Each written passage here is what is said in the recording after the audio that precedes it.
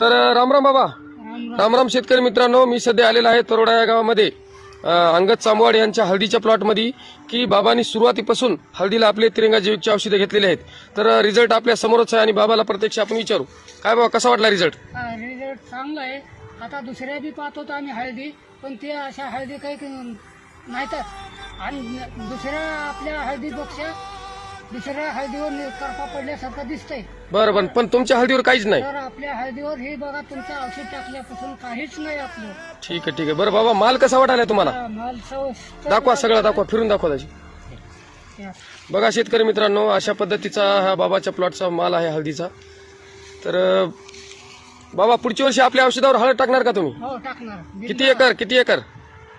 आता आपल्या ह्याच्यावर आहे, आता टाकण्यावर म्हणजे ठीक आहे. 2 एकरच्या पुढून. हा, ठीक आहे. बिंदास टाका बाबा. रामराम. हा, राम राम.